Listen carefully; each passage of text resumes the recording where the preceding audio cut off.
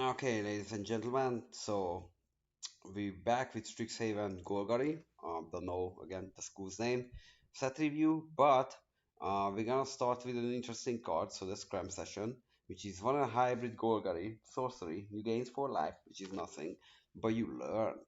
So yeah, so you may reveal a lesson card you own from outside the game and put it into your hand and discard a card or discard a card to draw a card.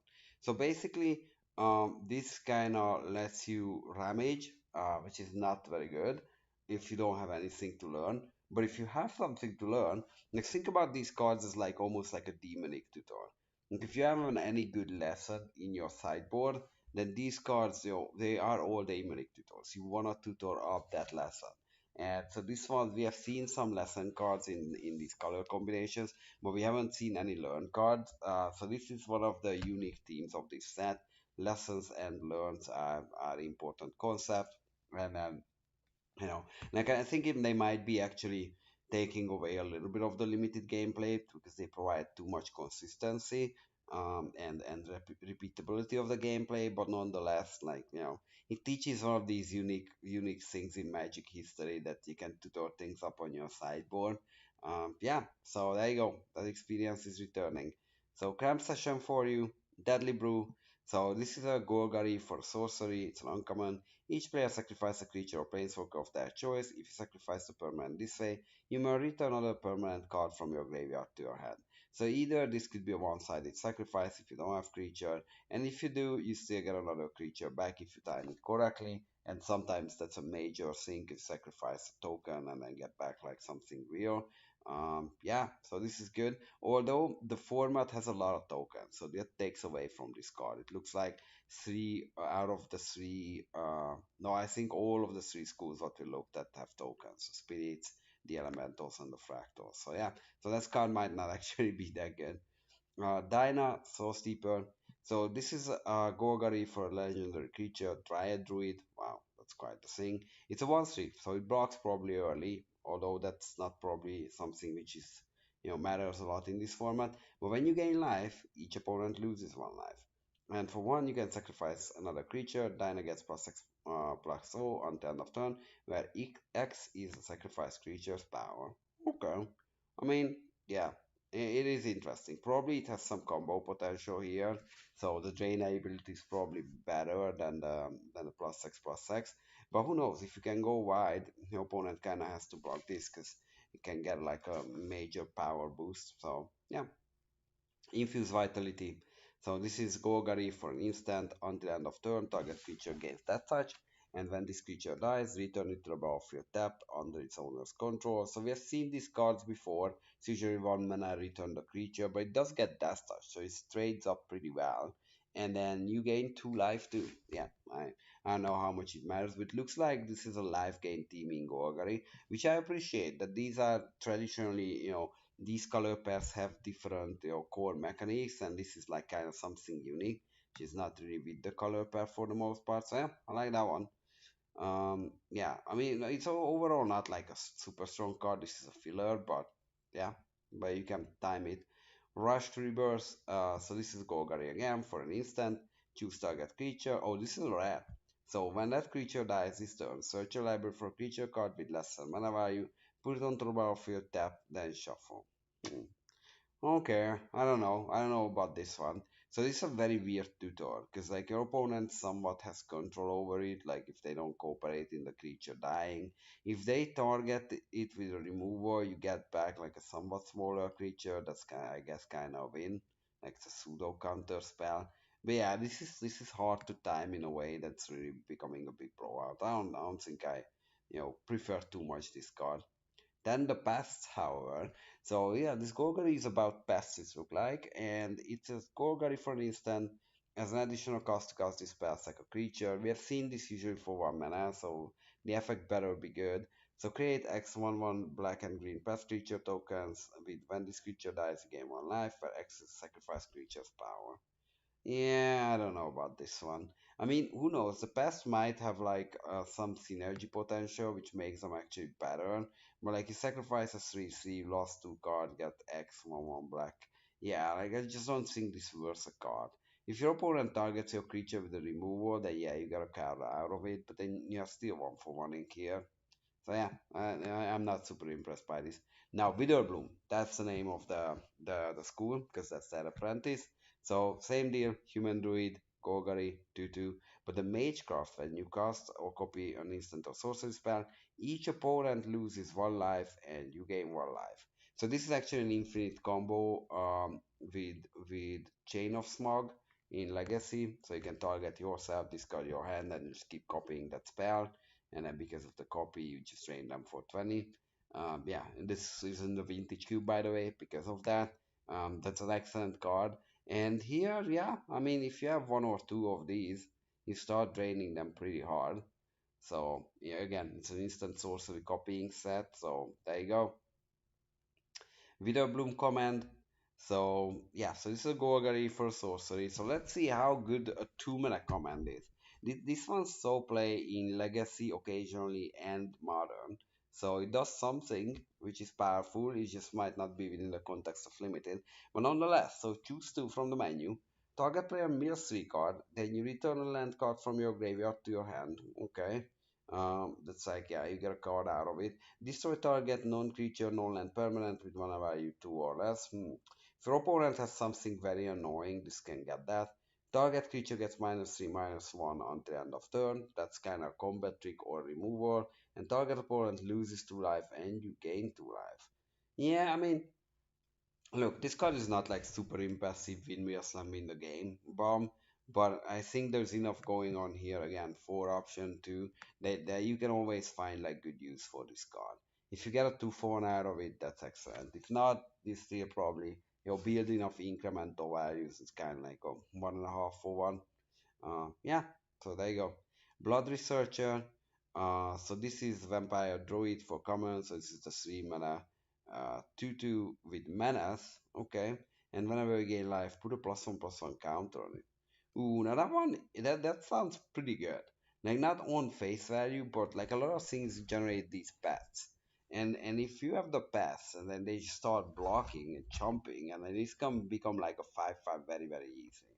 A lot of these like instant sources gain you incidentally life. Plus this has menace, and then like those life gains cap you in the game until this becomes huge, very hard to block. I don't know how good the removal is in those colors, so maybe it's easy to kill. But again, that's quite the stat master for this mana cost. So pest summoning. Speaking of those pesky pests. So this is a lesson which you can learn, and I create 2/1/1 black and green pest creatures, and when they die, you gain life. Yeah, again, this starts in your sideboard. These are not main deckable cards, but it's free if you have lessons, also learn cards, because you can just get them from your sideboard and get some additional effect. Yeah, I mean, that's not bad, and it feels like it's kind of like a glue card, which activates a lot of the other cards. Calling Ritual. So this is a sorcery for 4 mana, 2 and Golgari, and it's a rare. Destroy each non-land permanent with mana value 2 or less. Add black or green for each permanent destroyed this way. Okay. I mean, this is pretty good against aggressive decks. Now, I don't know how much that's a single limited, but also, notably, it kills all the tokens. And again, like we saw so far, that every house has tokens. So I think this card is actually better than it reads. It's gonna take care of like a big portion of a board in almost every game. Demogorgon Titan. So this is your what is this? Golgari, quadruple Golgari card. It's a demon. And whenever this creature attacks and blocks, sacrifice a creature. Before your troubles, this is an 11/10 stats, ladies and gentlemen. So this is gonna eat away one of their creature every turn because they just can't afford being hit by this.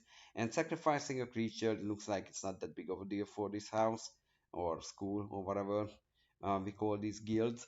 Yeah, because you can generate those paths, so that's kind of free sacrifice fodder. Yeah, it is a strong card. I don't know if it's constructed playable, but I think in limited. Even though the format is grindy, card advantage is the name of the game, but this just hits so hard that I think you would still give it a try. Then we got Woe Eater. So this is the little brother, I guess. This is an uncommon. So this is one Golgari and hybrid Golgari. It's a demon. And then at the beginning of your upkeep, sacrifice a creature. That's kind of steep. And when you sacrifice this creature, each opponent discards a card, you draw a card, and you gain 2 life. So yeah, if you don't have fodder, like they discard one, you draw one, so it's card advantage there, you gain some life. But if you can keep feeding it with pass, this is a 7/6. Like that's also like a 4 mana 7/6. Like sending this in is a real deal. That's also another card which they just need to jump block with an actual creature every turn. So yeah, that's I think I like this card, especially knowing about the paths. Yeah, Mordering Karok. So it's a 4 mana 3/3, which is not good. It's Heal Giant. We don't like that. Zombie Crocodile. It has Trample and Lifelink. I mean, the Lifelink, obviously, the context of this school, it matters. The Trample, I don't know how much, because, 3/3 doesn't really trample often over, but yeah, it does trigger your life gain. It's a common, so I would assume you can pick up copies of these when you want it. You don't need to pick this highly. It's a mediocre filler card. Mortality Spear, so it's a 4 mana instant. This pack costs 2 less to cast if you gain life this turn, which is almost every turn, I think. Destroy target non-land permanent. Yeah, I mean this is an excellent card. This is all around good removal. 4 mana kill anything, and sometimes it's 2 mana. So yeah, good stuff. Witherbloom Pledge Mage. So there you go. This is your hybrid 3 mana double hybrid Golgarim, 3/4 Warlock of all things. And this is a 5/5. And whenever you cast or copy an instant sorcery, you gain a life. Yeah, I mean, it does trigger the life gain. It's a big brawler and then helps you with your synergies. Good stuff. And Beledros Witherbloom, ladies and gentlemen. So this is the other dragon, head of the house, legendary creature, flying 4/4. So 7 mana for flying 4/4 is not that great of a deal. Yeah, again, don't get me wrong, it's still like a B level card or B minus or whatever. Maybe C plus lately because power level goes up. But let's see what's the ability.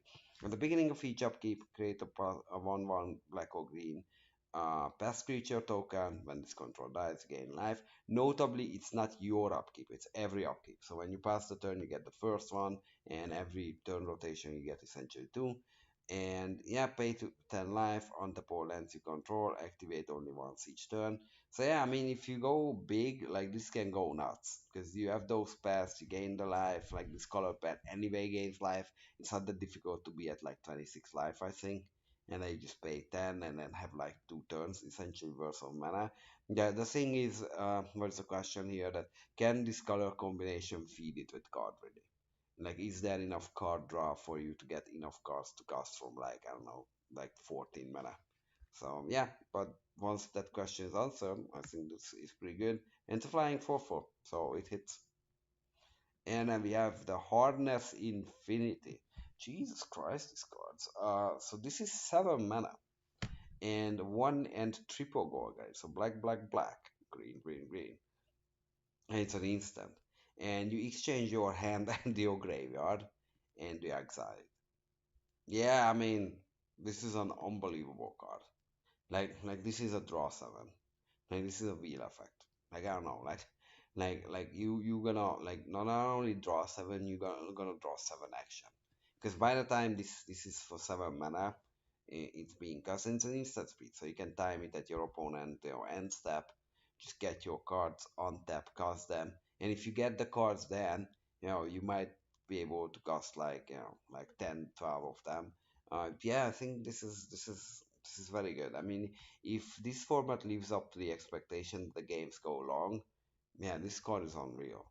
Like, yeah, like you have 0 card in hand, your opponent is getting depleted, and you just pick up like, I don't know, a 15 card graveyard or 10 card graveyard at the end step, cost like half of it the next turn, the other half of it the turn after. Yeah, what I'm talking about.